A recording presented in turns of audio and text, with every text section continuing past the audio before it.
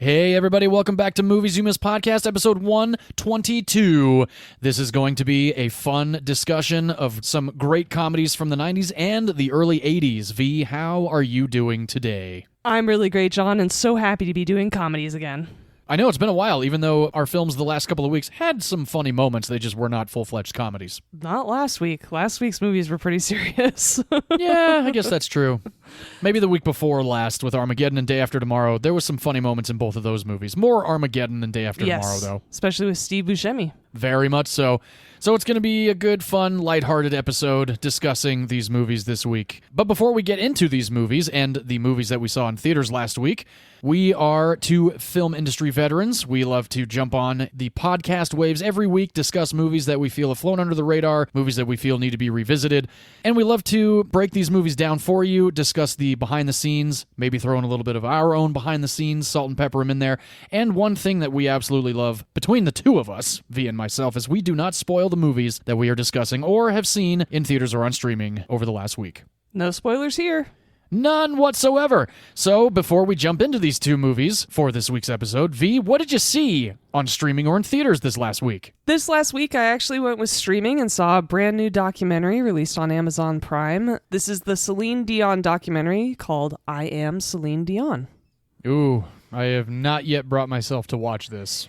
It's very intense. I applaud her for being so raw and vulnerable. She is without makeup most of the time. She's just being herself, and she comes across as a very self-aware, generous person who's very courteous. She's not a diva at all, and I had no idea what she'd been dealing with. I've been a fan of Celine's off and on since the 90s. I'm not a huge fan, but I've always enjoyed the music that I've heard, and of course, Titanic, right? For both of us. Of course.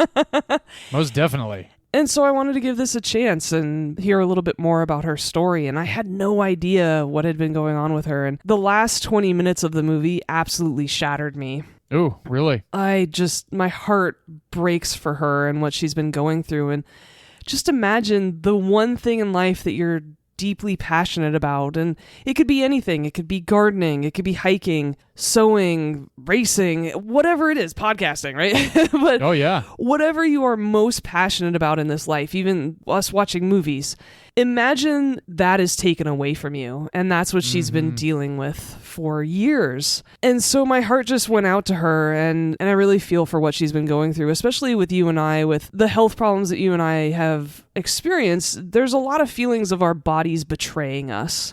Oh, yeah. And unfortunately, with an autoimmune disease that she has, it's a very similar feeling. And so I understand where her frustration and her fear came from. Anyway, it's a great documentary. I highly recommend it for anyone who's just curious, for anyone who enjoys documentaries in general. It was very well done. And what really inspired me to watch it right now, or this week at least, was seeing her perform at the Olympics. Oh, yes. Absolutely. And now that performance is so much more miraculous after seeing that documentary. So I Am Celine Dion. It's on Amazon Prime right now. Highly recommend it for anybody who's curious. I, again, have not been able to bring myself to watch it. I've seen clips and very, very heartbreaking stuff, gut-wrenching stuff, especially because, like you said, we've all watched Celine Dion skyrocket over the last 30 years, including Titanic, and even before then. I remember, her music videos would come on before Toni Braxton's music videos or, anything like that on VH1. So I might check it out at some point. I feel like I should. I just kind of owe that to her as a fan of Celine Dion, just to really hone in on what she's been going through. But one of these days, I'm sure I will, and we'll discuss it when I do. It's very intense, like I said, especially the last 20 minutes or so of the film. And I was doing both. I was biting into a pillow while crying. Oh, wow. And I just am in awe of how vulnerable she was in this documentary and willing to show how much she did. And a lot of people wouldn't be brave enough to do that. And so my applause to her. Awesome. And I believe you went back to the theaters this week for a movie that we just can't stop talking about. Yes, I did. I ended up going to see Deadpool and Wolverine again. Apparently, I've been calling it Deadpool Wolverine, which is not the title of the movie.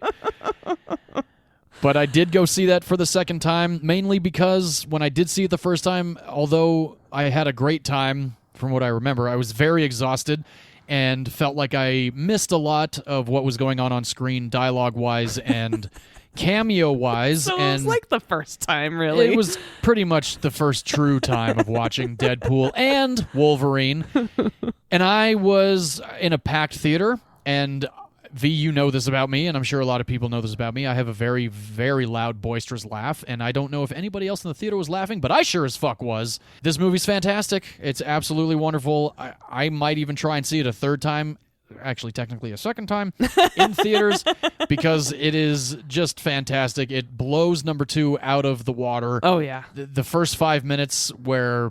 Well, we don't spoil anything here, but first 5 minutes are amazing. The opening credits are badass, and the next hour and 45 is amazing. And I texted you, V, right after this one ended that I finally recognized Michael McFadden, and did not know how I missed that completely the first time, but he is Mr. Darcy from your pick from several episodes ago, Pride and Prejudice. And I thought he was hilarious in this movie when he tries and does his whole reveal in the TVA. Just cracked me the fuck up, and the entire time he was great. But overall, the movie's just fucking awesome.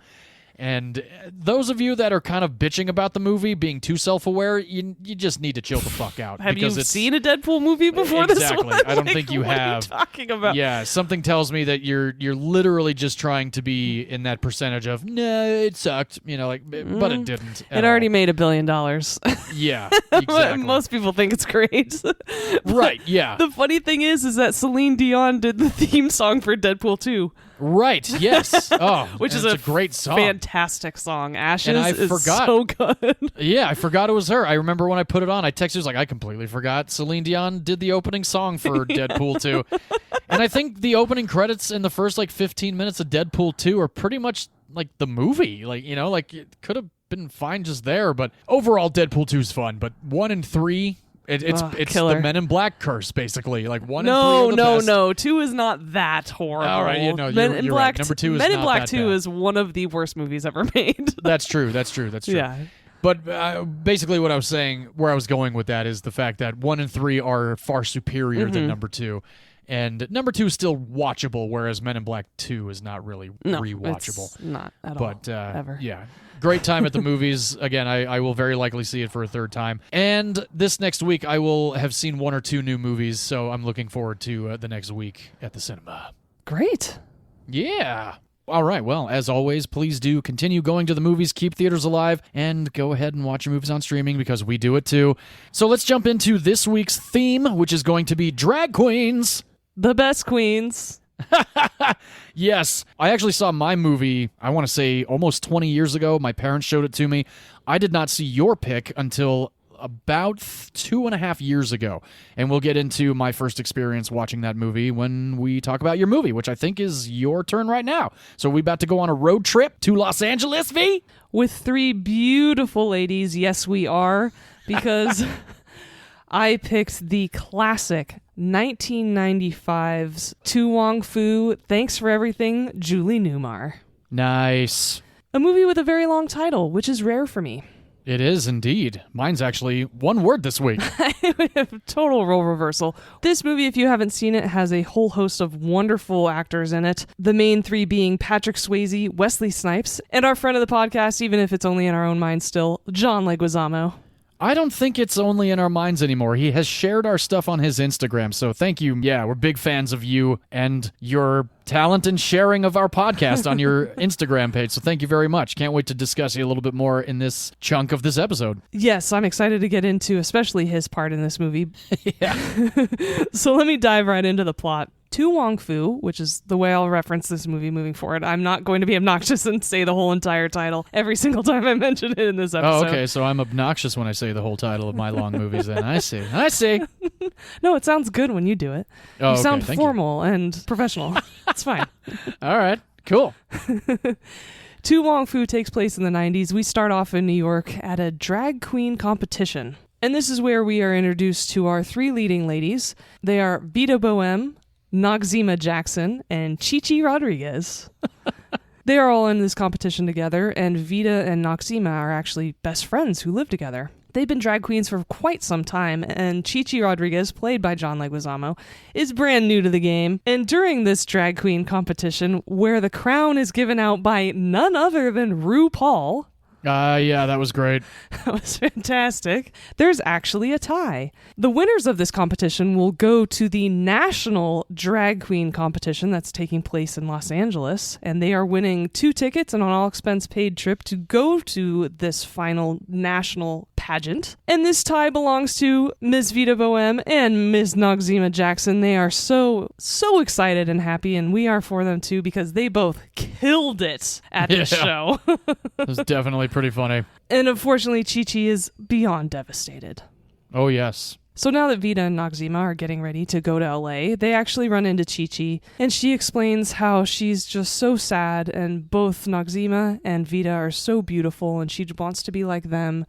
She wishes she could win something for once in her life, and Vita actually takes pity on her. And so Vita and Noxzema, with a little bit of urging, decide to take Chi-Chi under their wing, and they are going to show her what it truly means to be a drag queen. Mm-hmm. And with this, they're actually going to take Chi-Chi with them to LA. But they don't have any money to buy another plane ticket, so they go. One of my favorite scenes in this whole movie. They go to the China Bowl restaurant to see their friend John Jacob Jingleheimer Schmidt. Yeah. And John, who plays John Jacob Jingleheimer Schmidt in this movie? I was so happy to see this fella show up because we just discussed him, and I did not remember him being in this movie. It was Robin fucking Williams. It was in one of his rare R-rated type of roles. I know this movie isn't R-rated, it's PG-13 movie. However, the innuendos that he makes with Chi-Chi oh, yeah. Big time. are so fun. And it just seemed like he was completely unbridled in this role. And it made me so happy for him. Oh, yeah. It looked like what it kind of reminded me of was like he was shooting the birdcage across the street. And they were like, hey, Robin, can you, the guy didn't show up. Can you just come and play this role real quick? Just improvise. We don't have a script for you. Just jump right in. And John Jacob is super connected, so Vita and Noxzema give him their plane tickets and ask him to find a way for the 3 of them to travel across country together. He sells the plane tickets and sends them to his friend's used car lot. This is where the ladies pick out a car. I feel like Miss Jane Mansfield in this car. Oh, Jane Mansfield, not a good auto reference. Please, it's a wreck. Please. Oh, my God. You gotta be careful. It'll never get you to California. Hi, it's the look. Now, Noxie, how can you possibly refuse? Internal combustion, the ultimate accessory. Ladies, please, I implore you, for your own safety, go with the Toyota Corolla. Well, Pumpkins, it looks like it comes down to that age-old decision. Style or substance.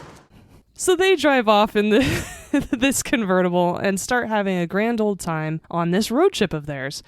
It starts off great. Oh, yeah. They do make a stop off in Pennsylvania to stop at Vita's childhood home. It brings up a lot for her and really demonstrates that this is the 90s. Well, unfortunately, it's still happening today. Yeah. Because her parents actually rejected her when she came out. Yeah, that scene is definitely a heartbreaking moment for the audience and for Vita as well. When I watched it this time around, because like I said, it's been like almost 3 years since I watched it, and I was like, oh man, that sucks. And when she waves at her mom when they're, sitting in the car outside the house, and mom just like turns away like without any kind of acknowledgement, it's like, oh shit, that sucks. Yeah, it was very heartbreaking, and that upsets Vita enough that she says, well, screw this, we don't need maps, we shouldn't have something telling us where to go, because it was a bad decision for her to come there, in her mind at least. And so she tears up the map, and she's like, no, we'll find our way to LA, it's fine. But unfortunately, this leads them to a pretty bad situation, because they're out on the back roads somewhere in the middle of nowhere. Oh, yeah. And they get pulled over by, funny enough, Chris Penn, Sean Penn's brother. Yeah. Playing a backwoods sheriff who is trying to abuse his power. Big time. And he's racist and a misogynist. Oh, yeah. And a sexual harasser. And he pulls Vita out of the car, and thankfully Vita is able to get away from him and knocks him out cold. Oh, I love that. So great. So satisfying. And they peel off. But once they finally get to a rest stop and Vita comes to a stop so she can catch her breath, the car won't start again. Of course. Because of course not. Because they picked the convertible. This rust bucket. Oh, yeah. And so they're stuck in the middle of nowhere, and luckily are able to get to a very small town. However, The part, of course, as is always the case in movies, the part for their car isn't going to arrive until Monday. Yep. So they are now stuck in this very small, very sheltered, very stagnant town. Mm-hmm. And this is where we meet a whole host of wonderful women. Oh, yeah. Who I absolutely love, especially Stockard Channing. I had actually forgotten Stockard Channing and Blythe Danner were in this movie. Yeah. And those of you who've seen this movie or want the reminder, Blythe Danner, who plays the town gossip a little bit, she's actually Gwyneth Paltrow's mom in real life. Yes. And so for the rest of the movie, while these ladies are stuck in this town, they're really just trying to navigate and safely get through the weekend. Yeah. While the rest of the town, and especially the women in the town, really start to experience these women from New York who are bright and flashy and outspoken and full of life. And it's just completely delightful to watch all of these interactions throughout this movie. And it's also so fun to watch Vita and Noxima trying to teach Chi-Chi how to be a drag queen. And there are 4 steps to being a drag queen in order to embody true queenliness. Yeah. And on the car ride a little bit earlier in the movie, Noxima actually breaks down what it is to be a drag queen. And I want to play this clip, but preface it by saying the terms that Noxima uses are out of date. These specific terms are not ones that we use anymore. Gotcha. So I just want to give everybody the heads up about that. But the reason why I wanted to add this audio clip is that it is a fun and still somewhat accurate description of the different kinds of people that there can be in the wonderful umbrella that is being LGBT. Mm-hmm. How are we gonna know where we're going, okay? Instincts, my dear. And exquisite wit. Darling, if you're going to become a drag queen, you're going to have to learn these things. What do you mean, be a drag queen? I am a drag queen. Oh, child, no. You will simply put a boy in a dress. When a straight man puts on a dress and gets his sexual kicks, he is a transvestite. When a man is a woman trapped in a man's body and has the little operation, he is a transsexual. I know that. When a gay man has way too much fashion sense for one gender, he is a drag queen. Thank you. And when a tired little Latin boy puts on a dress, he is simply a boy in a dress. And that's exactly why Vita and Noxima have taken Chi-Chi under their wing, because she's not a true queen yet. Right. And there are 4 steps to becoming a queen, which I'll talk about in a little bit. And like I said, this movie is just so much fun. It has so much heart. It is full of it throughout this entire film. It'll lift your spirits when you watch this film. And with that, I want to turn it over to John and ask him how his second viewing went. Second viewing was a little bit better than the first one. Not that I didn't enjoy it the first time. I'm going to be honest with you. I don't even remember how the movie came up in conversation between my very good friend Angie and I. We were hanging out one afternoon, started talking about movies that we hadn't seen and certain actors and stuff, and I think Leguizamo came up or something like that, and I was like, oh, I kind of find it interesting that he's in that movie To Wong Foo. I hadn't really been introduced to a movie like this before. I mean, I've seen plenty of movies where there are drag queens in them. I find them entertaining. Your pick, for example? Yeah, my pick, for example, absolutely. Another one being Mrs. Doubtfire out there. Another character from TV world, Tobias Funke, when he becomes Mrs. Featherbottom. He's dressed in drag and tries to impress his daughter. But anyway, going back to To Wong Foo, thanks for everything, Julie Newmar. There we go. For that. I did it. Yep. Like I said, my friend Angie was like, we should watch this movie. It's very funny. John Leguizamo's hilarious. Wesley Snipes is hilarious. I'm like, well, I've worked with Wesley Snipes. I love John Leguizamo. Never was the biggest Patrick Swayze fan. I thought Ghost was fine, but Patrick Swayze wasn't the type of guy, if he was in a movie, I was going to watch it. Like, nothing against the guy. Like, I never didn't not like him, but for whatever reason, like, I never saw Dirty Dancing. Yeah, I hadn't seen Roadhouse until very recently. Actually, at my insistence. Exactly, your insistence, and of course, because I got to watch the OG before the remake. Mm-hmm. But just wait until we discuss Dirty Dancing, because it's going to be on the list at some point. All right, no, that's fine. And what a perfect excuse to watch it. So we watched the movie. It was entertaining. I remember laughing my entire ass off, and of course, it's a very feel-good movie. And it was just a very interesting experience to see this movie, especially not only with Leguizamo as Chi-Chi, and I mean, like, really going hard in this movie as Chi-Chi, seeing Wesley Snipes do this movie as well, because I had worked with Snipes, and I know that he is method, and I know that he's also a very hard guy. Like, you know, he's a very serious type of an actor. So it was interesting to see him come into the comedy world, especially in a movie with this plot line. In 95. In 1995. Yeah, so you have a black man, a Mexican, and a white man, all in a movie where they're playing drag queens that are friends, you know, and trying to basically take over the world together. And again, very enjoyable movie. This time around was good. I wasn't like super emotionally involved, but I laughed. And of course, you know, like you said, it's an uplifting movie. It's very sweet at the end. You're like, oh, that's a good movie. It's not bad. And it was interesting because at the end of the movie, I was talking to Angie and I said to her, I get it, you know, like the whole drag queen thing. I understand it. It's just not something I gravitate towards. So I'm just curious why somebody would want to do this. And again, and V, you know, I have dressed in drag before. Mm-hmm. I have done this I have seen the it. camp that you and I have attended in the past. I have worn dresses. I've worn long hair. I've put makeup on. You looked fabulous. I looked fantastic, of course. Yes, this was before I could actually grow facial hair. So That helped. yeah, it really did, which we'll get into with my pick. But anyway, Angie, called up one of her gay friends and was like, my friend John wants to know what the whole drag queen thing is. Mm-hmm. And he was like, well, here it is.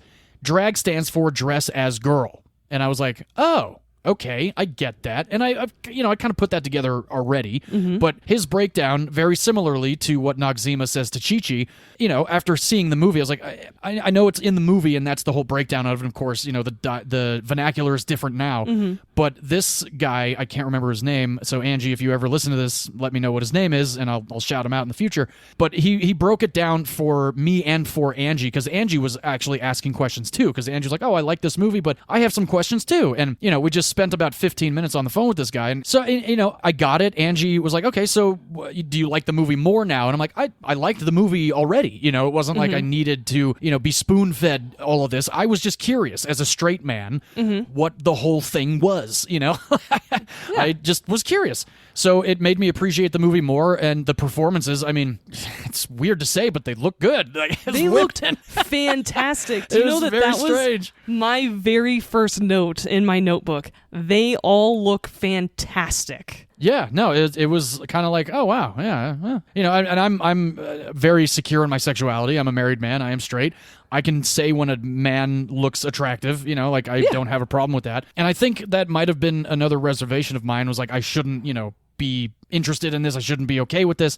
But why not? You know, like, who gives a fuck? Like, it's not affecting me in any single way, shape, or form. I'm, you know, it's entertainment. It louder for the people in the back. Yeah, exactly. Yeah, it's not affecting me. It's entertainment. So yeah, you know, again, overall, very enjoyable movie. I'm glad I've now seen it twice. The second time around, you know, I got to sink my teeth into it a little bit more, because I wasn't sitting here with my good friend Angie and, you know, kind of shitting around and drinking and stuff like that. I was, you know, paying a little bit more attention to the movie. But yeah, it's still a good movie, and I was very happy that Angie introduced me to it. So thank you, Angie, for that, and for that phone call to your buddy. And again, I just would love to know what his name was so we can shout him out in the future. Well, I'm so glad to hear that, and I'm really glad that it was also thought-provoking on top of being a comedy. What a great opportunity and excuse to just learn a little bit more, and like you said, spark your curiosity. And there's a moment in a movie that is on my list in the future. I don't know, V, if you've seen it, but I did just recently rewatch it. It's called Nick and Nora's Infinite Playlist with Kat Dennings and Michael Cera. Never saw it. Oh, it's a very good, sweet, hipster love story, great soundtrack, you know, all that kind of stuff.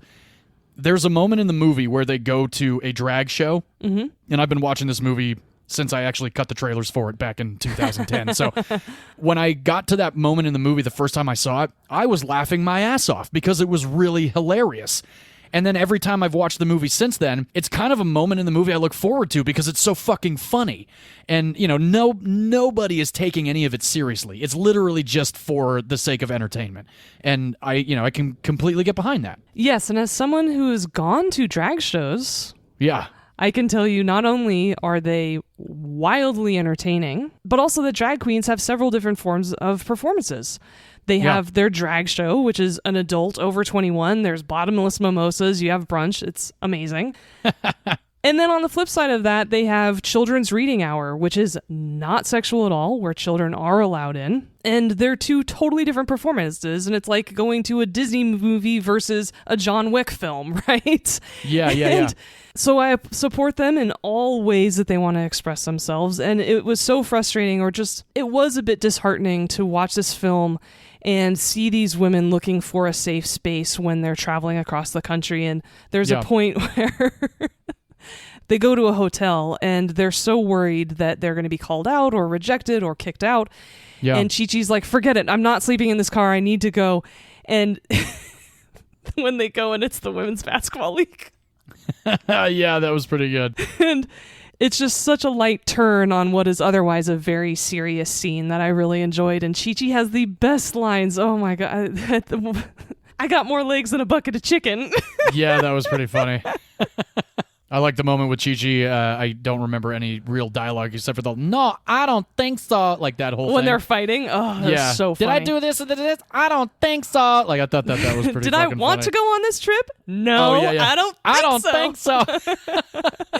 Yes, John is fantastic in this film. So that is To Wong Foo, like I said, starring Patrick Swayze, Wesley Snipes, and John Leguizamo. I've picked one other Patrick Swayze film so far, which was from episode 90, because I picked Point Break for the very first movie of the year. Yes. Like you said, he was also in Roadhouse, Ghost, The Outsiders, and Red Dawn. Wesley Snipes was in my recent pick of Major League. That's true.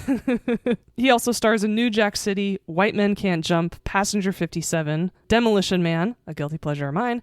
Yeah. Money Train, Murder at 1600, which is a really awesome crime thriller. I've heard that one's a good one. U.S. Marshals, and Blade, which you still need to watch. Yeah, Blade. And Wesley plays Noxeema Jackson in this movie. Yeah. John Leguizamo playing Chi-Chi Rodriguez. This is the fourth movie of his that we've picked. That's awesome. Yeah. And we actually split right down the middle. I was to say. Yeah. Yeah, we ate two each, right? Now This is your second. Yeah. Mm-hmm. Because awesome. You picked Romeo and Juliet in episode 4 and Spun in episode 16. Yeah. And last year, he starred in Violent Night, which was my pick for episode 86. Yes. He also stars in Executive Decision, another movie with Wesley Snipes called The Fan. Oh, yeah, The Fan. Moulin Rouge, which one of us is going to do at some point. Me. I will fight for that one. All right. Ice Age, The Happening, The Lincoln Lawyer, which is really good. Oh my God, he is in The Happening. Oh, yeah. I know, that's a bummer. But he is Sid the Sloth, sucks. which is fantastic character. Oh, iconic. He's in a movie that I will pick in the future called Chef. My favorite scene in John Wick has him in it. Nice. Yeah, I love that scene too. Oh my gosh, I heard you hit my son. Yeah? Well, he stole John Wick's car. Can't forget about him in Spawn as the clown/violator either. I try to. Oh, I love Spawn. It's on my list. And Stockard Channing playing Carol Ann, who becomes very close friends with Vita in this movie. Yeah. She was in my pick of Practical Magic from episode 82. So that was 40 episodes ago. Oh my God. Wow. Time is just disappearing when you're having podcast fun. Apparently. She, of course, stars as Rizzo in Grease. Oh, yeah, the Pink Ladies. I do not like that film. And she stars as President Bartlett's wife in The West Wing. She was so good in that show. Oh, yeah, that's right. She is in The West Wing. Yes. Some other notable actors in this movie that you will absolutely recognize. Arliss Howard plays her husband, Virgil, in this movie. Did you place him by any chance? I tried to, but I couldn't. For whatever reason. He wears small round glasses in the movie you would recognize him in. He's an arrogant, rich prick. He is in Jurassic Park, The Lost World. Oh my God. No way. He's Hammond's nephew. Uh-huh. Wow. That's a good range, right? Yeah, that's really good. That's insane that I literally, I'm watching, I have seen this guy, and I have now the rule where I don't IMDb your movie at all, but I was like, I know this guy. Yeah, okay, cool. Yeah. And the sweet old lady who Noxeema befriends in this movie. Oh, yeah. Alice Drummond. She plays Clara. Ray Finkel's mother. Oh, I couldn't. I had to let it out. I had to. Dan Marino should die in gonorrhea and rot in hell. Would you like a cookie, son? They're little footballs. Laces out.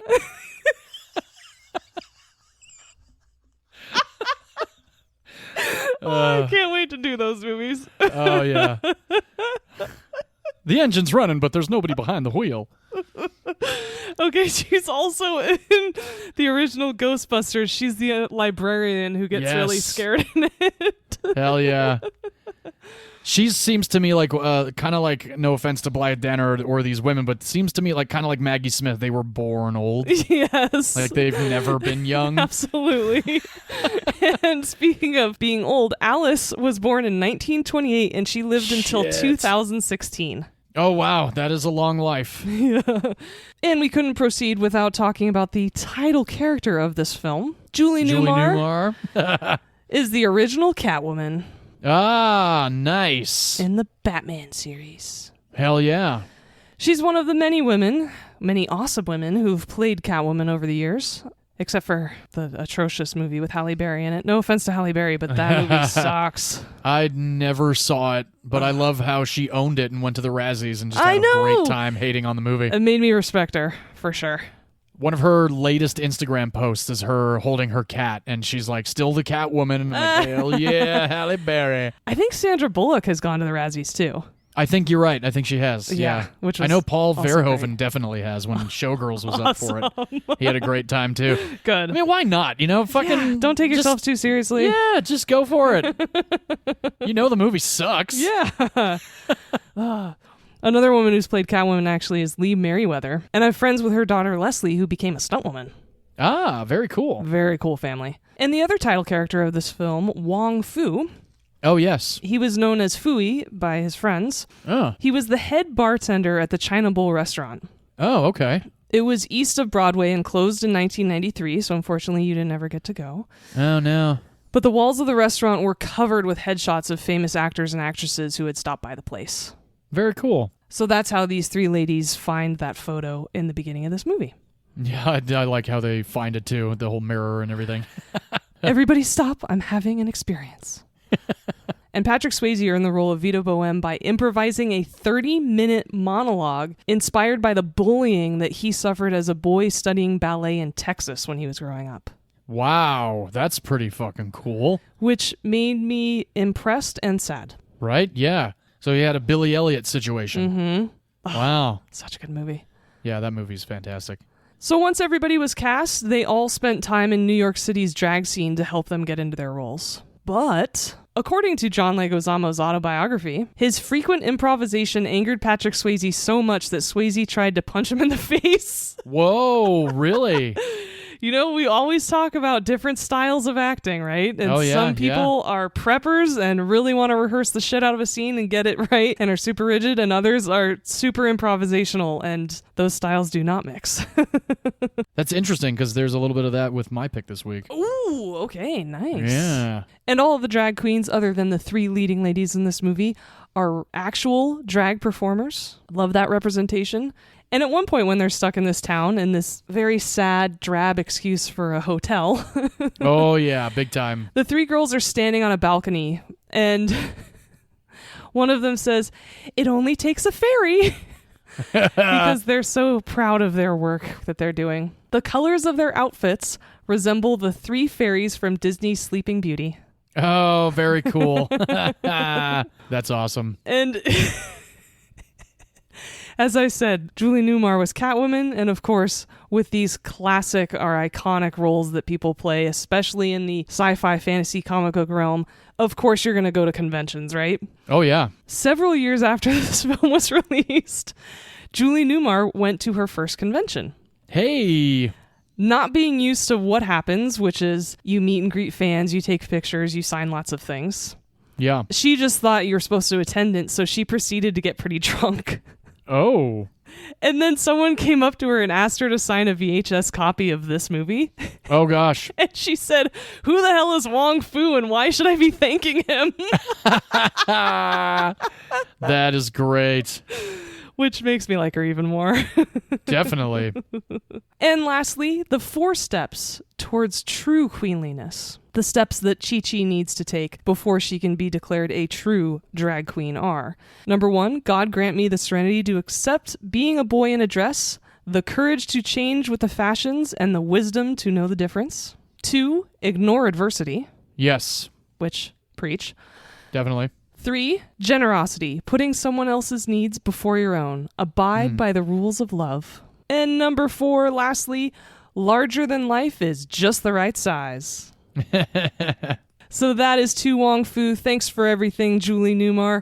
Love this film. I'm so glad to hear you enjoyed it too, and that we could discuss it on this podcast. It came out in 95, which was rather brave at the time. Definitely. It had a budget of $30 million, which makes sense because not only did it have a ton of very talented, popular people at the time, but they had a pretty big budget for costumes, of course. Oh, sure. Unfortunately, in the U.S., it only made $36 million. Oh. Worldwide, it made 48. Oh, wow. Not great, but it killed the VHS game when this movie came out. Oh, is that right? Yes, and so Nice. it is now considered a cult classic, and if you want to watch it, it's free streaming on Amazon. That's how I watched it. Great, and maybe at some point you'll get a copy of this. I don't think I would own this one because if it's on streaming, then I'll just watch it that way. But if somebody did want to watch it that hadn't seen it, like similar to my friend Angie with me, I'd introduce them to it, no problem. Awesome. Okay. Well, all right, I think it's time to switch up our wardrobe a little bit. Hey! And turn back time to your pick this week that I hadn't ever seen. Sounds good to me. The stage is yours. All right, let's do it. I chose a movie from 1982 that I saw for the first time within the last 25 years. My parents are big fans of this movie. This film stars Dustin Hoffman, Sidney Pollack, Terry Garr, Bill Murray, Charles Durning, Jessica Lange, and Gina Davis.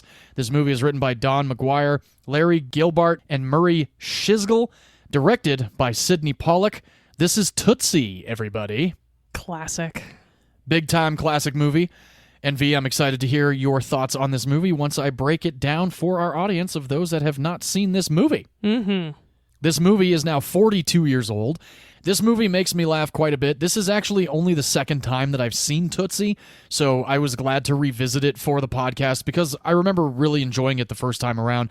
And for those of you that have not seen this movie that is 42 years old, let me break it down a little bit for you. Dustin Hoffman plays an actor in New York named Michael Dorsey. The movie opens up with basically a montage of him going to auditions, you know, like a lot of these movies kind of do. And he is having a really hard time getting cast in any kind of project. We also are treated to a little bit of him being cast into a project and then becoming very method, if you will, about his character that he's playing, especially if this character that he's playing only has 2 or 3 lines. He starts to get very, very full of himself. The ego is really starting to show because he feels he is one of the better actors out there, not only just for Broadway, but for commercials and TV and movies and all this kind of stuff. Sidney Pollack plays his agent, and I will get into all of that in just a little bit because it is fantastic. Sidney Pollack is great in this movie. Love him as an actor, love him as a director. He did pass away in 2008. I really loved him as Will's dad in Will and Grace, too. Oh, he was so good in everything. I've never seen an episode of Will and Grace, so I don't know anything about that. But I take your word for it. A lot of it was very fun. Good. I've heard it was a great show. Mm-hmm. He's been involved as a producer and a director in so many things. The list is insane. The Interpreter, which was Nicole Kidman, which was great. He did the remake of Sabrina. He did The Firm, Tootsie, Out of Africa, 3 Days of the Condor. I mean, the guy, like, He's legend so of directing. Yeah, and even especially as dramas. an actor. Mm-hmm. Oh, big time. So Michael Dorsey in the beginning of this movie is, you know, trying to land a role, or at the same time, his ego starts to get him fired or, you know, thrown off the set, basically, because of the way that he's talking to the directors or producers or the other cast members. He's known as being, quote, difficult to work with. Yes, exactly. Very much so. And we all know and have heard stories of people like that. Yes, especially know people like that.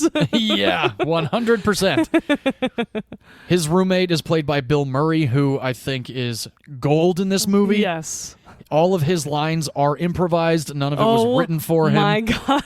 Which is even better because he is also an actor and a writer, and he's got an ego the size of fucking Texas. I'm only using that because of Armageddon just a few weeks ago. Mm-hmm. Still a really good analogy, though. Oh, yeah, big time.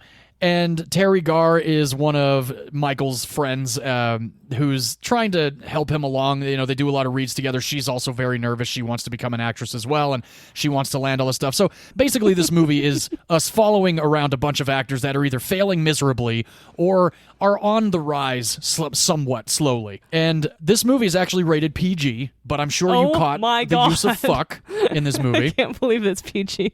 Yeah, PG for 1982. It almost got an R rating because he does say fuck you to Terry Garr that one moment before she goes into that audition. Mm-hmm. But it was appealed, and actually the PG-13 rating curve actually was 2 years later than this movie. So had that not happened, PG or R at the time. Yeah, it would have been an R rating, which is strange to think about because The Graduate is PG, and there are shots of Mrs. Robinson's breasts and ass in that movie, like fully nude.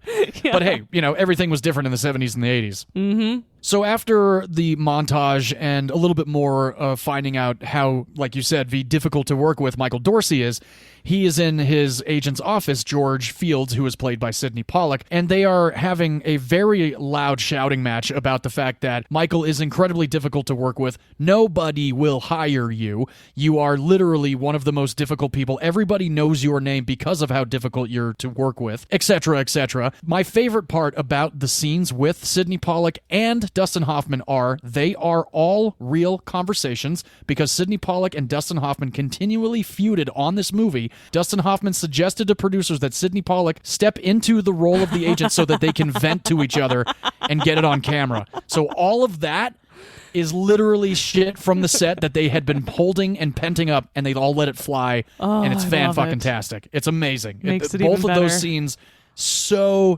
good. So after George tells him, nobody will hire you, what does he do? He decides that he's going to dress in drag, go into auditions as a woman named Dorothy Michaels, and see if he can get cast as a woman instead of himself that everybody knows in the world of entertainment in, you know, Broadway and movies and TV. And for the rest of the movie, we are treated to Dustin Hoffman as Dorothy Michaels, meeting up with George at one point and a couple other guys that he knows as a man when he's dressed as a woman. And all those scenes are hysterical. And, you know, it's like I mentioned when we were talking about To Wong Foo, it's the plot line of Mrs. Doubtfire, basically. You know, like Michael is proving that he can actually act, not only as a man, but he can definitely act as a woman. And that's pretty much the rest of the movie, is him trying to make a name for herself as Dorothy Michaels. And, you know, we're just along for the ride, and it's very entertaining. It made me laugh so much harder this time around because I'm definitely a little bit older. I spent 20 years in the entertainment industry. I know people like Michael Dorsey. I know people like Bill Murray. I know people like Terry Garr's character and Jessica Lange's character. You and I know people like all of these people. So this was kind of another revisit similar to The Fall Guy, where this is an entertainment business movie for people in the entertainment industry. Mm-hmm. Not only to make an audience that is none the wiser of how shit goes down on set or off set or in the offices, but it's perfect for us because, like, I know fucking people like that. Oh, absolutely. And I love all the commentary on what it is to be a woman and how he learns and all of his realizations of how he's being treated as Dorothy versus how he's normally treated when he's just Michael. Right. So that is the breakdown of Tootsie. We actually don't hear the name Tootsie until Dorothy Michaels is on set for an audition and a director says, "Hey, Tootsie, come on over here." And Tootsie starts to become Dorothy Michaels / Michael Dorsey's nickname when he's dressed up. And again, there are scenes where he's trying to find a wardrobe that'll fit to go out on dates with certain people, you know, and go out with friends, and it's just hysterical. So before we get into a lot of the behind the scenes, because there's a lot of really great stuff, even though I've already dropped a bunch of it, I'm very curious what your first experience with Tootsie was, V. It was super fun. It's a very early 80s movie in terms of its feel. It's got quite a slow beginning. There's a lot of exposition of him having acting classes and really establishing that he's a struggling actor. And and he's an acting teacher. He's an acting coach. Yeah, and he's a giant prick. He's an asshole. He really Big time. is.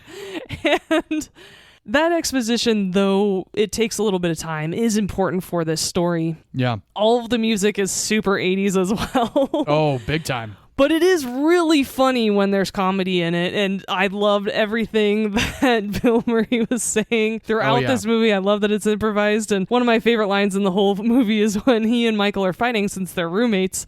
And Michael's like, what do you mean? What's wrong with what I'm doing? He goes, I just think you're going to hell for all of this. Because he's lying to everyone.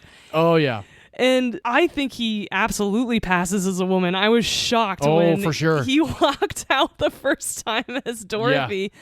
And his voice is perfect, his mannerisms. Yeah. And I just think he really embodied it without being a caricature, right? Without going overboard and just being ridiculous. And that's important, right? You don't want to be mocking what you're doing. Right. And I love that when he is on this soap opera is what he gets cast on, right? And they've got the multi-cameras going and the director asks them to zoom in and everybody's like, no, we're not zooming in. Don't do that. And we'll zoom out to an angle that's flattering. How far would you need to zoom out to make her look attractive? And the camera guy goes, Cleveland. Yeah. So yeah, this movie's really funny. I wish Terry Garr had a funnier role. Oh, okay. She's not that funny in this movie. In the beginning, she is a bit, but man, I was really hoping for not something silly like Young Frankenstein, of course, but she has such incredible comedic talent. Oh, yeah. I was really hoping for a little bit more from her, but of course, it's a different role, and that's fair. Yes. And I love how they very accurately portray how much he's juggling by living two lives. Yes. I felt his stress, and I felt him being overwhelmed, and I felt him running from one thing to another, and I was stressed out about it too. And oh gosh, wait, are you going to wear the right wardrobe for whoever you're seeing, right? Or is he going to go, is he going to pull a Mrs. Doubtfire where he gets in the wrong uniform and sits down? At the wrong table. Yeah. And that montage of him getting ready is absolutely reminiscent of Mrs. Doubtfire. I now, having seen this film, am sure that Robin Williams and the filmmakers of Mrs. Doubtfire, including Christopher Columbus, watched this movie before making Mrs. Doubtfire because there are too many parallels otherwise. Right. Which is great and completely valid. Yeah. The only complaint I have, and it's just my little nitpicky thing, and you know this very well about me, the protagonist being an unlikable character is so hard for me. Oh, right, sure. He is an unapologetic ass. Yes, big time. And I can't believe people are friends with this guy. Right. So that's the only thing that brought the movie down for me a little bit. But if you're in a mindset to watch an early 80s movies, because this is, dated in some of its styles, right? Not just the wardrobe, but just the way it's shot, the music, how much they linger on certain scenes versus things being a lot more fast-paced these days. Which for sure is not a positive, obviously. We need better attention spans. Yeah. So it's not, I'm not saying it's bad because it lingers, but you have to be in the right mindset to enjoy this film, I think, because it's from the early 80s. But I had a great time. I loved him more as Dorothy than him playing Michael. Oh, yeah. No, for sure. Yeah, him as Dorothy's great because, he completely She's a nice morphs. person. Yeah, Dorothy's awesome and totally stands up for herself and the women on set, that kind of thing. What's very crazy about this movie, and there was one thing I was going to actually mention when we were talking about Leguizamo and To Wong Foo, was that he got so into character that Leguizamo, actually had to seek therapy to unravel the character of Chi-Chi.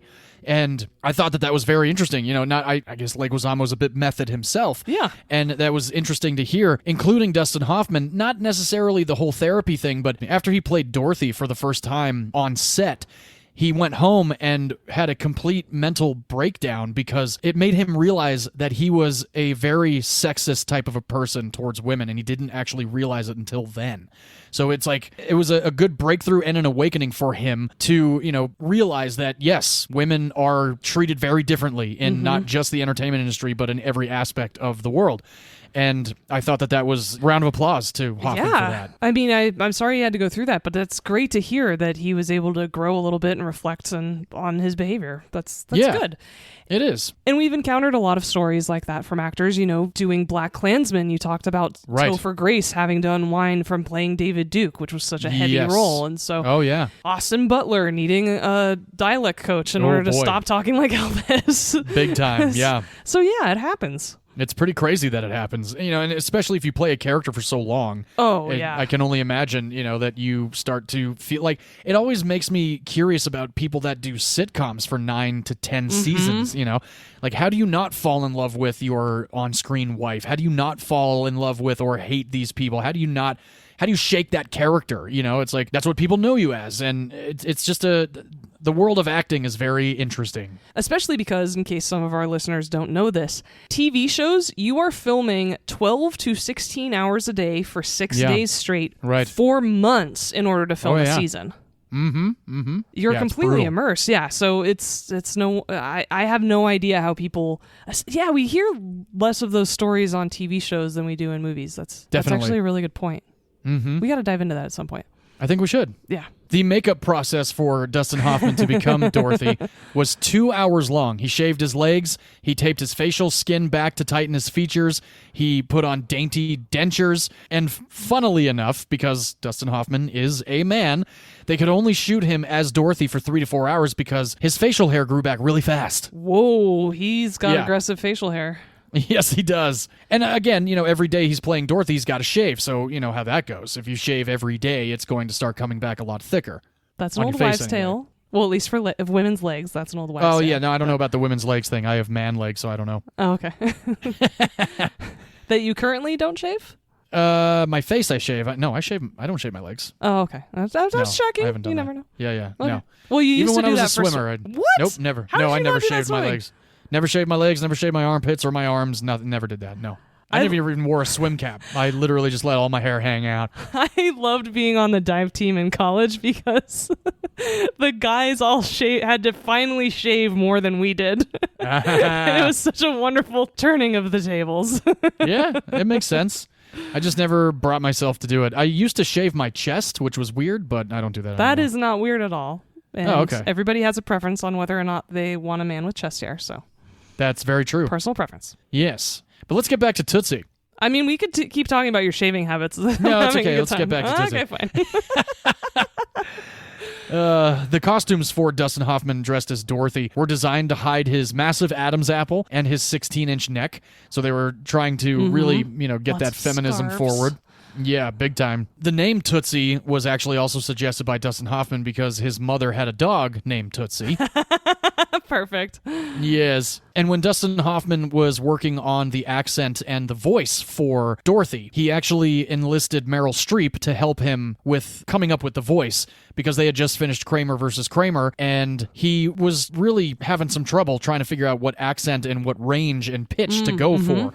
And when he finally figured it out, everybody on set was like, man, you really are completely becoming Dorothy. And you're a lot nicer when you're Dorothy, too. So a lot of this method stuff really did actually happen. And another thing method about this movie is that all of the ways that Michael is let go from a movie or a TV show or a commercial or anything like that happened to Dustin Hoffman throughout his career. Oh, so much rejection. So much rejection. And now, we mentioned this movie is a comedy. It is. However, when they were shooting the movie, Sidney Pollack and the cast decided to approach the movie not comedically at all, but dramatically instead. So when they were doing the movie, there was not a whole lot of comedy going down on set, except for Bill Murray. Bill Murray was on the comedic side, of course. But everybody else played it straight, played it dramatically, and it ended up becoming a funny movie because of the story structure and how they ended up putting the movie together. Which I absolutely appreciate, because not only are there some serious themes, like we talked about, commentary on how women are treated in this society for one of them, right? But it ensured that this movie and this story didn't become a farce. Exactly. Yes, it wasn't like with To Wong Foo. It wasn't some parody. Wasn't some and a little bit of Mrs. Doubtfire definitely goes on the the parody side, but it is also still a bit of a serious movie too. But I feel like that one was a little bit more of a lighter set than Tootsie ended up being. I would say lighter, and of course there's some, I don't want to say ridiculousness, but Robin Williams is a whole realm of his own in terms of his comedic energy compared to Dustin Hoffman or the three actors in To Wong Foo. So I think that's part of it. But again, remember when it came out and it was a movie about parents divorcing, and that was so... We hadn't ever seen that before as kids, right? Very true. In a movie screen, we'd never seen that depicted for our generation. And so it was a serious movie in that way. And then, of course, when he breaks off Pierce Brosnan's Mercedes emblem, that was hilarious. Oh, so good. So hilarious. God, I can't wait to do that movie either. I know, it's going to be great. Dustin Hoffman at one point decided to play a prank on one of his daughter's teachers when it became parent-teacher night. So Dustin Hoffman dressed up as Dorothy Michaels and went to the school as Dorothy, and the teacher was none the wiser until after the school year when Dustin Hoffman actually came clean about it all. And, I mean, my gosh, could you imagine being that teacher and finding out that it was actually Dustin Hoffman under all of that? I think that would be hysterical. Oh, that's fantastic. I love it when actors do that, when they dress up so you can't recognize them. Oh, yeah. Like all the stories from Comic-Con of these famous people under the mask. Oh, I love it.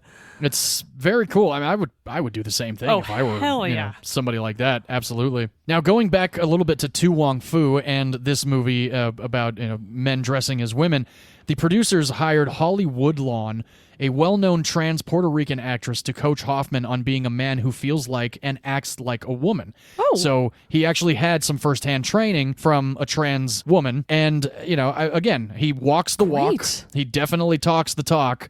And going back again to Mrs. Doubtfire, we all know that that's Robin Williams under there, right? Even with the mask. But for whatever reason, whenever Hoffman is Dorothy, it's like night and fucking day. It is Dorothy. It's literally like, dude, he's Dorothy. Like, it's so crazy to look at him and be like, man.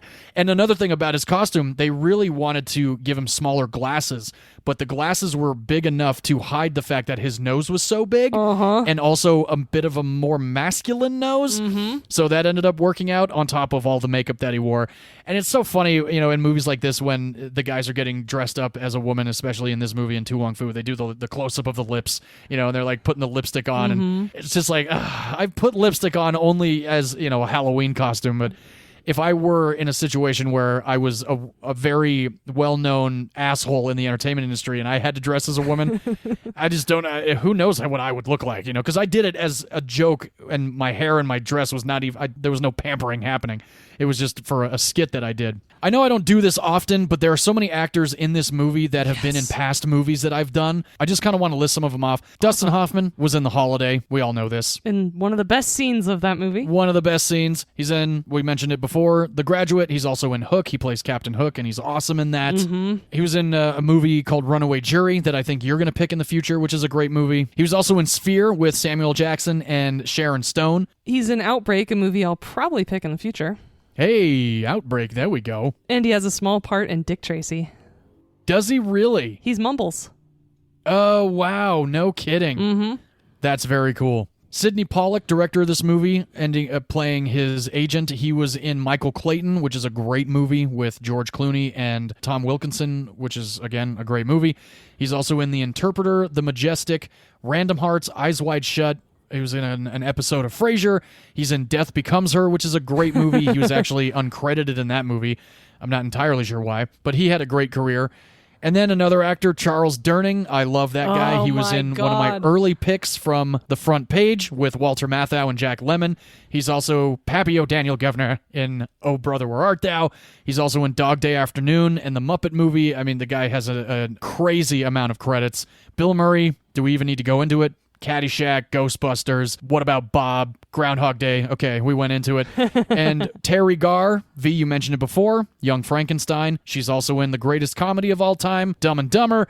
And Jessica Lange was in one of my early picks for Big Fish. So this movie is just chock full of fantastic actors, and that's another reason why the movie works so well. Yes, and don't forget Dabney Coleman's in this movie too. Oh, that's right. He plays Tom Hanks' dad in You've Got Mail. That's right. The nanny. That's right. I do remember him. That's so funny. I love that scene. It's so good. In 1998, Tootsie was chosen by the Film Registry and Library of Congress, being culturally, historically, and aesthetically significant. Good. This is, I think, the fourth or fifth film that I've chosen on the podcast that has had that honor, which is awesome. This is also on the 1001 Movies to See Before You Die list, which, of course, absolutely agree with. It is definitely a must-see movie. We need to go through that list together at some point. Yeah, there's 1001 movies, and hey, I'll watch 1001 movies. Unless La La Land is in there, I'm not watching that ever again. But you've already seen it, so you can check it off the list. That's true. Unfortunately, I wasted my time. Now, we mentioned this actor a few times because we've talked about Mrs. Doubtfire. He was also in your pick this week for To Wong Foo. Robin Williams was considered for the role of Michael Dorsey. I'm so glad that he did Mrs. Doubtfire instead of Tootsie, just because I know this sounds weird, but he doesn't have the right body type for Tootsie. No, completely agree. Right? Yeah, I completely think that's agree. what stopped it. And Michael is such an asshole and very serious and actually overly serious. And I don't think it would have been the right role for Robin at the time. No, I completely agree with you. Dudley Moore was considered to play Michael Dorsey. No. I don't know about that one. No. Two people that I might consider for this role only because of his role in Miss Congeniality. Sir Michael Caine was offered the role for Michael Dorsey, but turned it down. In the early 80s? Hell yes. Yeah. In the early 80s, he was definitely... He could have pulled it off, I think. Mm-hmm. And then the other one is one of my favorite actors because we discussed him, I believe it was episode 7, in a very long-titled movie called Dr. Strangelove, or How I Learned to Stop Worrying and Love the Bomb. Peter Sellers was offered the role of Michael Dorsey. Awesome. Yeah, I think he could have totally done it, but it would have been a completely different movie. Mm-hmm. This movie was one of 3 movies at the 1983 Oscars that were drag-inspired films. John Lithgow was nominated for The World According to Garp, where he dressed in drag, and Julie Andrews and Robert Preston were in a movie called Victor and Victoria, where they switched roles. So this was the 3rd one of that year. And Tootsie was nominated for 10 Academy Awards. Holy shit. Yeah, 10 Academy Awards. 2 for Supporting Actress for Jessica Lange and Terry Garr. Mm-hmm. Best Picture. Nice. Best Actor for Dustin Hoffman. Of course. Best Director Sidney Pollack. Best Screenplay to the 3 writers. Best Cinematography. Best Sound Editing and Original Song. Wow, that's fantastic. I know, pretty awesome. And it won for Best Supporting Actress for Jessica Lange. Oh, great. I didn't know that, and she definitely deserved it. She was really, really good in this film. She was great. The film had a $21 million budget. Wow. Yeah, for 1982, that's a big one. That's impressive, yeah. There are a lot of very strong industry people in this movie, though. Oh, for sure. So yeah, including the producers. Sense. Yeah, absolutely. The film was a Christmas release of December 17th of 1982. Okay. And the domestic box office and worldwide box office came in at $177.2 million. Oh, my God. Yeah, so they did just fine. Yeah. Oh, that's great. I'm so glad it was embraced the way it was. Me too. And I'm glad that it is still embraced because anybody that I talk to that has seen the movie is a fan of the movie. I don't think I've met anybody that's like, no, I don't like that movie. How can you not like the movie? My mom has asked if we're going to do this movie a couple times, wonderful. Actually. Oh, yeah. Yeah, they're big fans all around for sure. I told my parents about it, and they were like, oh, that's such a great movie. I'm like, I know. I remember when you introduced me to it like 20-some-odd years ago. Aww. Yeah, the whole family sat around and watched it, and we all laughed our asses off. Good. Yeah. So that is Tootsie from 1982, starring Dustin Hoffman, Sidney Pollack, Jessica Lange, Terry Garr, Bill Murray, Charles Durning, and a whole handful of other supporting actors, directed by Sidney Pollack. Now, V, the year 1982, I have not actually done myself. I was so excited for this part. Yes. Because you have a few, though, in the 1982 arsenal that were in the highest-grossing films. So I'm Ooh. curious if you can name the highest-grossing film of 1982. You picked it somehow over me, but I just got the exclusive steelbook of it. It is a fantastic film. John Williams did the score. You cried when you just saw the live music. E.T. the Extraterrestrial. E.T. the Extraterrestrial was the highest-grossing film of 1982. He scored a lot of movies in the 80s, so it took me a minute. Yeah. Well, because the second highest-grossing film was Raiders of the Lost Ark. There you go. Yeah. Third highest-grossing film was Rocky III. I still have not seen a Rocky film. Because they suck, and they're all right. Well, there we formulaic. go. I've heard a lot of people really like them, and they keep telling me I should go see them. I'm not a fan of Sylvester Stallone. He's not a good actor. Yeah, haven't been a big fan of him either. It is what it is. Mm-hmm. The fourth highest-grossing film, a movie I've never heard of called On a Golden Pond. Have you ever heard of that movie? I've heard of it. I haven't seen it, though. Okay, I have not seen it. Fifth highest-grossing film, An Officer and a Gentleman. I've never seen it. It's good. It's very dramatic. Okay. That's Richard Gere, right? Mm-hmm. All right. Maybe one day I'll check it out. The sixth highest-grossing film, a movie that I think all high school boys watch because of the fact that we all hope that there's going to be a lot more shower scenes than there are, Porky's. Oh my God. Yeah, not a great movie at all. Kim Cattrall's in it, and Kim Cattrall's still pretty hot for her age. Oh, she has always been and always will be hot. Yeah, definitely. She'll be dead and she'll still be hot. Mm-hmm. Even when her body's cold. The 7th highest grossing film, Arthur. Never saw it. I saw it. Speaking of Dudley Moore. Yeah, right? The 8th highest grossing film, Star Trek and the Wrath of Khan.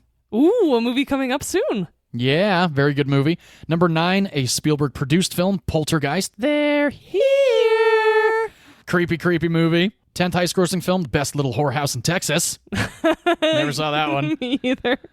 And this one, I'm actually going to go back to Dustin Hoffman being in The Holiday because he is in the scene where this movie is mentioned in The Holiday by Jack Black. The 11th highest grossing film of 1982. Ding, ding, ding, ding, ding, ding, ding. Totally Brill. Chariots of Fire. Number 21, Time Bandits. Number 26, Tron, the original. Yeah. Number 29, Blade Runner with Harrison Ford. Mm-hmm. Great movie. Number 30, a terrible high school movie starring Sean Penn and Judge Reinhold and Phoebe Cates, Fast Times at Ridgemont High, even though we all love the Phoebe Cates pool scene. Maybe not all of us, but us Not men all do. of us, but yeah, neither of us like that film. I don't like the movie at all.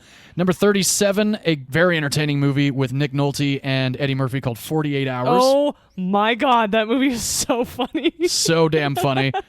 Number 43, V, a movie that you actually went and saw again in theaters, and I actually went last year to see it at the drive-in because it was playing in October, and I just got the 4K starring Kurt Russell. The Thing. Yeah. John Carpenter. Number 59, a movie that my dad suggested we do for the Father's Day episode, but we went with About Time instead, the movie Diner. Oh, I haven't seen that film. Still have not seen it myself. The 65th highest grossing film, a wonderful Paul Newman courtroom drama film, The Verdict. Ooh, yeah. Great movie. Number 68, a creepy-ass non-Disney animated movie that is on this list for the future about rats, The Secret of Nim. Love that movie. Oh my gosh. So good. So good. I've loved it since I was a little kid. Oh, yeah. It's a great movie, and it's so creepy, especially as an adult when you realize what's really going on. It's kind of fucked up. It is, and maybe I wonder... I'm trying to think of a good pairing for that. I should pick like Watership Down or something else that's... I was going to say like Land Before Time or something like that. Something that's just going to really heavy crush kids us. Animated movies. Childhood trauma. Party of 2. The 74th highest grossing film, a wonderful German submarine movie directed by Wolfgang Petersen called Das Boot. Yes. And the 24th highest grossing film of 1982, coming in this week with my pick of Tootsie. What a fantastic year. Oh, yeah. 1982 had some killer movies. Mm-hmm. So that is Tootsie. If you have not seen the movie, you can stream Tootsie on just about any streaming service for $3.99. I did that because I don't own a copy of it, but I probably will own a copy of it in the future. It's definitely a rewatchable movie, and I'm glad, V, you enjoyed it, and I hope our audience that has seen it is a fan of it as well. If you're not, let us know why, but you're probably wrong anyway. It's a great film. It is indeed. So, V, I'm curious, would you watch Wong Foo Thanks for Everything Julie Newmar with your grandmother? I would watch that film with both my grandmas. They were both there you go. Very progressive women, very accepting women. Sweet. I'm really grateful for that. So I would watch it with either one of them, anybody in my family. It's a very tame film and has a wonderful message. Which, when it comes down to it, is acceptance. Yeah, indeed. And John, would you watch Tootsie with your grandma? I think my grandmother would have enjoyed it, yeah. I don't know if my grandmother ever did see it, but I feel like my grandma would like it. She was a Dustin Hoffman fan, so very likely. Cool. Yeah. And like you said, other than one F word, it's rated PG. That's right, yes. It is a PG-rated movie. Also very tame, minus the fuck you moment, and the very entertaining moment where Michael is trying to try on some of Terry Garr's character's clothing, and she comes out and catches him in his underwear, and he's like, fuck it, I love, that scene cracks me up. Just what he does to try to cover up what he was actually doing. Yeah, is so funny. So funny. Sweet. Well, that is episode 122, everybody. Thank you guys for joining us here at Movies You Miss Podcast. Please do rate, review, subscribe. Leave us a review on Apple Podcasts. We'll send you a sticker. It really does help us out. We're looking forward to next week because it's going to be another downer week of some intense movies. Speaking of crushing us. Yeah, we're roller coastering right now. We're literally going up and down, and this one's going to be a downer. Ooh. So, V, why don't you tell everybody what you picked? Because I have not seen your pick. I picked Ben Affleck's directorial debut. Yeah. Gone Baby Gone. starring Morgan Freeman, Ed Harris, Michelle Monaghan, and Casey Affleck, who we will not be talking about very much for obvious reasons. Yeah. But this film is absolutely fantastic. I'm so excited to introduce John to it because he has not seen it before. It is a crime thriller. It is intense. It is very well done as a film. And if you want to follow along, you can if you have a premium subscription to Hulu or Amazon Prime. And I believe that premium subscription is actually just live TV, so you can sweet. Play it on demand if you have that.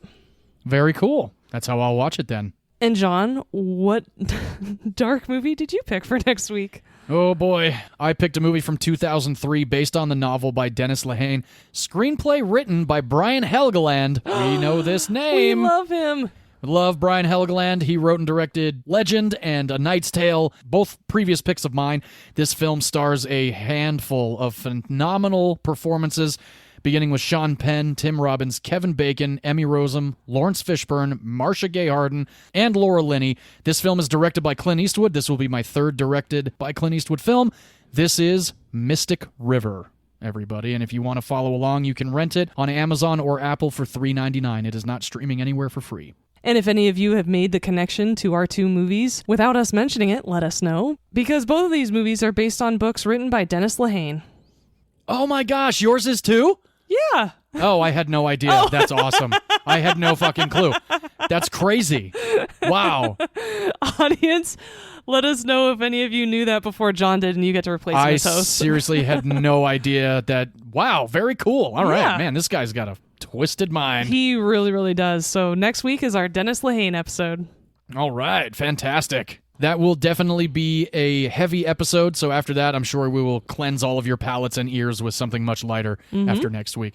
So again, thank you guys for joining us. Like I said, please do rate, review, subscribe. And as always, we love to shut down Movies You Missed podcast with film as a form of art, and in art, all opinions are valid, except if you think. Movies should be released on streaming the same day they come out in theaters. Oh, yeah, I do no, it should not. Theatrical releases first, please. All right, well, we will see you guys next week for a heavy episode. Cheers, everybody. Bye-bye.